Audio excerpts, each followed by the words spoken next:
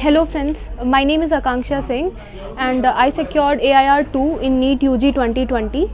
I have got 720 out of 720.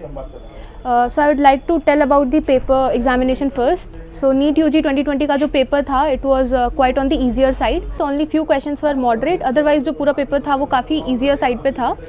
मैंने उन पूरा पेपर 1 hour 45 minutes में complete कर लिया था. उसके बाद मैंने OMR बबल किया.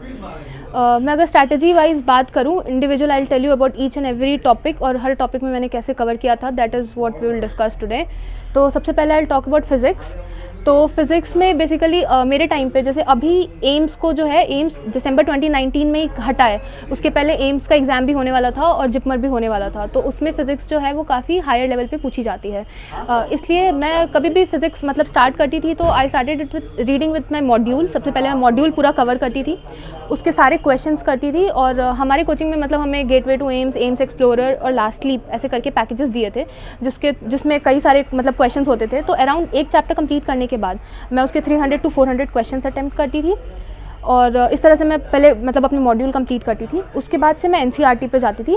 एनसीईआरटी को पूरा थॉरोली मैं रीड करती थी, उसके इंटरनल जितने क्वेश्चंस हैं सारे कवर करती थी और फिर जितने एडिशनल एक्सरसाइज है पीछे वो करती थी. उसके बाद से मोस्टली मैं एचसीवी रीड करती थी एक टॉपिक के लिए. जितने भी मतलब मैकेनिक्स में अगर बात करूँ तो मैकेनिक्स में मैंने एचसीवी की पूरी थ्योरी करी है और जितने एक्सरसाइज होते हैं वो किया है. और इलेक्ट्रोमैग्नेटिज्म जो पार्ट आता है 12th में उसमें भी मैंने एचसीवी पूरी कवर करी है. और थर्मोडायनामिक्स का मैंने एचसीवी से थ्योरी पार्ट पढ़ा है बट उसका जो एक्सरसाइज है वो मैंने नहीं किया है उसे. उसके बाद से एचसीवी के बाद मतलब मैंने इरोडोव भी सॉल्व करी है. इरोडोव से मैंने मैकेनिक्स और इलेक्ट्रोमैग्नेटिज्म पूरा कंप्लीट किया है. और फिर मैंने अनुराग मिश्रा की वॉल्यूम 1 और वॉल्यूम 2 करी है. ये मैं पूरा फिजिक्स में ओवरऑल मैं चीज़ें करती थी. अभी अगर मैं सिर्फ नीट की बात करूँ स्पेसिफिकली तो इरोडोव और अनुराग मिश्रा करने की कोई ज़रूरत नहीं है, वो एम्स के लिए मैंने किया था. बट अभी आपको नीट पे फोकस करना है और नीट पे फोकस करने के लिए आपको एनसीईआरटी पे एकदम फोकस्ड रहना है, उसी को करना है. और एनसीईआरटी के अलावा आप मतलब प्रीवियस ईयर के पेपर्स अटेम्प्ट करो. नीट के जितने प्रीवियस ईयर के 20 ईयर्स के पेपर हैं वो आप सारे अटेम्प्ट करो और उससे रिलेटेड जितने भी बाहर के क्वेश्चंस हो सकते हैं वो आप फिजिक्स में करो. I think that will be enough. मैंने अपने टाइम पे जेई मेंस के भी प्रीवियस ईयर के मॉक पेपर्स अटेम्प्ट किए थे और जेई एडवांस के भी मैं मॉक पेपर्स जो हमारे कोचिंग में होती थी वो करते थी नीट के अलावा. Now will come to chemistry. Chemistry में 3 पार्ट्स होते हैं mainly: inorganic, organic and physical chemistry. Inorganic में इट्स ऑलमोस्ट लाइक बायोलॉजी. तो इनऑर्गेनिक में आप एनसीईआरटी पे स्टक कर सकते हो क्योंकि नीट में एनसीईआरटी से बाहर इनऑर्गेनिक बिल्कुल भी नहीं पूछी जाती है. तो आप एनसीईआरटी पे फोकस्ड रहो इनऑर्गेनिक में. एनसीईआरटी में मतलब मैं क्या करती थी कि जैसे पी ब्लॉक था 12th में, वो एनसीईआरटी में अप्रॉक्सीमेटली 40 पेजेस में है तो उसको मैं शॉर्ट नोट्स में बना लेती थी जैसे 3-4 पेजेस में ही. और उसके बाद तो अपने रूम के वॉल पे चिपका लेती थी या फिर मैं उसको बार बार रिवाइज करती थी. तो उससे रिवीजन की फ्रीक्वेंसी काफ़ी ज़्यादा बढ़ जाती थी. तो उसके लिए आप इनऑर्गेनिक के लिए आप शॉर्ट नोट्स बनाओ तो वो ज़्यादा आपको हेल्प करेगा.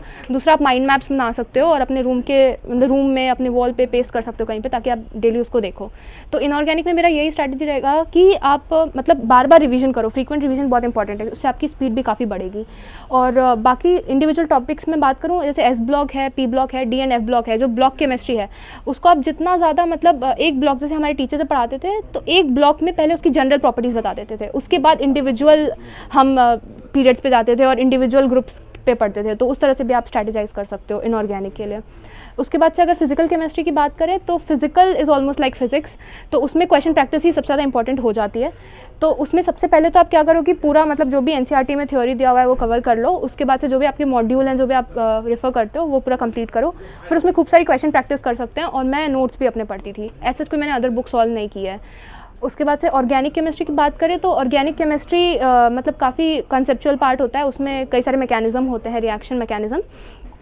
तो वो रिएक्शन मैकेनिज्म कवर करने के लिए मैं अपने नोट्स रेफर करती थी. बाकी अदरवाइज़ अगर वो नहीं हो पाता था तो मैं कुछ पीटर साइक्स से भी पढ़ती थी. पीटर साइक्स में काफ़ी अच्छा दिया हुआ है, उससे कॉन्सेप्चुअल क्लैरिटी बहुत अच्छी आती है. और पीटर साइक्स के अलावा मैंने ज़्यादा बुक्स मैंने सिर्फ क्वेश्चन प्रैक्टिस के लिए बुक्स की हैं.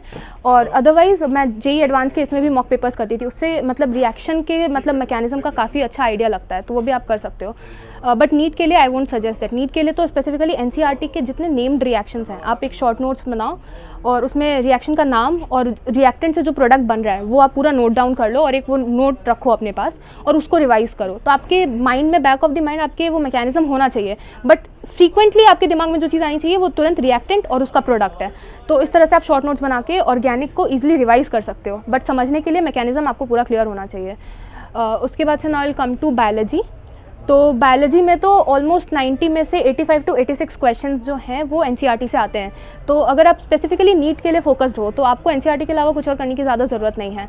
लेकिन अगर 2-3 क्वेश्चन का आपको एच चाहिए और आपको बहुत अच्छी रैंक चाहिए तो उसके लिए आप कोचिंग के मॉड्यूल, जो भी आप कोचिंग ज्वाइन कर रखा है आपने, उसके मॉड्यूल पढ़ सकते हो। वो आपको डेफिनेटली वो 2-3 क्वेश्चन में एच देगा। दूसरा, एनसीईआरटी में मैंने अपनी फ्रेंड से ये चीज़ सीखी थी। वो क्या करती थी, जो एनसीईआरटी में साइड में काफ़ी स्पेस होता है बायोलॉजी के एनसीईआरटी में, तो आपने कहीं से एक्स्ट्रा कोई टॉपिक पढ़ा या फिर प्रीवियस ईयर का कोई क्वेश्चन सॉल्व किया और आपको लगता है कि आपको नहीं आता था, तो वो उस स्पेस में लिख देते थे और उससे रिलेटेड कोई और कंटेंट, एक्स्ट्रा कोई कंटेंट है आपने किसी बुक से पढ़ा तो वो भी वहाँ पे लिख देते थे। तो लास्ट में, मतलब लास्ट तक आते आते एनसीईआरटी ऑलमोस्ट जो जितने किनारे के स्पेस हुआ करते थे मेरे पूरे भर जाते थे। तो लास्ट में वो मेरे को रिवाइज़ करने में बहुत हेल्प होती थी। अगर मैंने एनसीईआरटी से रिवाइज़ कर लिया तो मेरा पूरा ऑलमोस्ट वो चैप्टर हो जाता था, तो बार बार मुझे मॉड्यूल नहीं खोलना पड़ता था। तो ये स्ट्रैटेजी आप भी अपना सकते हो। दूसरा, बायोलॉजी में मैंने कैम्बल पढ़ी है क्योंकि मैंने ओलंपियाड्स भी दिए थे। तो अगर आप ओलंपियाड्स के लिए और केवीपीआई के लिए फोकस कर रहे हो तो Campbell is a good book, but if you are focusing only NEET then I don't suggest it because it's quite lengthy book and it's written for mainly for olympiads. तो उस पर्पज से अगर आप पढ़ रहे हो तो कैम्बल पढ़ सकते हो। अदरवाइज आप एनसीईआरटी पे स्टक करो, प्रीवियस ईयर के क्वेश्चंस करो, मैक्सिमम क्वेश्चन प्रैक्टिस करो ताकि आपकी स्पीड बढ़े। और दूसरा, क्वेश्चन प्रैक्टिस के अलावा आप मतलब मॉड्यूल भी अगर आपके पास टाइम है तो आप पढ़ लो। बट बायोलॉजी में मैं स्पेसिफिकली कहूँगी कि एनसीईआरटी का रिवीजन इज़ अ मस्ट। मतलब लास्ट तक आते आते बायोलॉजी के एक एक टॉपिक पे ऑलमोस्ट मैंने 20 से 25 बार रिवाइज तो कर लिया था। 20 बार तो मैंने किया था हर चैप्टर रिवाइज। नाउ आइड मतलब ये तो मतलब था कि पूरा स्ट्रैटेजी की किस तरीके से आप इंडिविजुअल सब्जेक्ट्स में पढ़ सकते हो। नेक्स्ट अगर मैं अपने बारे में बताऊँ तो क्लास 10th तक मैंने कसिया कुशीनगर से पढ़ाई करी है, नवजीवन मिशन स्कूल से। और कोचिंग मैं आकाश गोरखपुर में करती थी जो कि अराउंड 70 किलोमीटर्स था मेरे घर से, तो मैं बाई बस ही ट्रैवल करती थी। तो उस वजह से काफ़ी प्रॉब्लम्स होती थी और एजुकेशन का भी यहाँ पे स्कोप उतना ज़्यादा नहीं था। तो 11th-12th में me and my father we move to Delhi. तो पापा ने वॉलंटरी रिटायरमेंट की थी एयरफोर्स से और हम दोनों मतलब दिल्ली में ही रहे थे। और मैंने स्मार्टफोन भी अवॉइड किया था, मैं नहीं रखती थी। मेरा कोई सोशल मीडिया अकाउंट भी नहीं है FB, ट्विटर या इंस्टाग्राम पे। तो आप भी जितना अवॉइड कर सकते हो उसको करो। बाकी हमारे हॉस्टल में एक कॉमन कंप्यूटर था, तो जिससे मैं यूट्यूब पे कोई वीडियो मुझे देखनी है स्टडी से रिलेटेड कंटेंट तो वो मैं देखती थी। और उसके अलावा मतलब मैं नरेंद्र मोदी से काफ़ी इंस्पायर्ड हूँ तो मैं उनको सुनती थी। और संदीप माहेश्वरी वो एक मोटिवेशनल स्पीकर हैं तो मैं उनको भी सुनती थी। और मुझे म्यूज़िक बहुत पसंद है तो मैं गाने सुनती रहती थी अरिजीत सिंह के, अपने माइंड को मतलब बूस्ट रखने के लिए। This was what I had to say. मैं आगे जाके मतलब एम से MBBS करना चाहती हूँ, होपफुली वो मुझे मिल जाएगा। उसके बाद से मैं न्यूरो सर्जन बनना चाहती हूँ और न्यूरोलॉजी के फील्ड में रिसर्च करना चाहती हूँ। और जो लोग मतलब अभी इसको देख रहे हैं उनको मेरा तरफ से ये सजेशन है और मैं ये एडवाइस उनको करूँगी कि always keep your dreams, your aspirations very high और उसको अचीव करने के लिए whatever it takes give it. मतलब जितना आपको हार्डवर्क करना पड़ रहा है आप करो, कभी पीछे मत हटो। और ये चीज़ मत देखो कि 1 घंटा पढ़ लिया चलो रहने देते हैं। जब तक एक टॉपिक ख़त्म नहीं हो जाता, मीन्स यू स्टार्टेड तो you have to end it, तो वो उसको टाइम लिमिट में मत बाउंड करो। जब तक वो कंप्लीट नहीं हो जाता, ईजी, मॉडरेट, डिफिकल्ट, पूरा कंप्लीट करो उसको। जितना डीप अंडरस्टैंडिंग आप रखोगे चैप्टर की, बाद में आपको उतना ईजी होगा।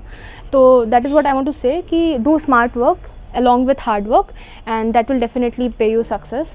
And at the end, thank you for watching and I hope it was useful.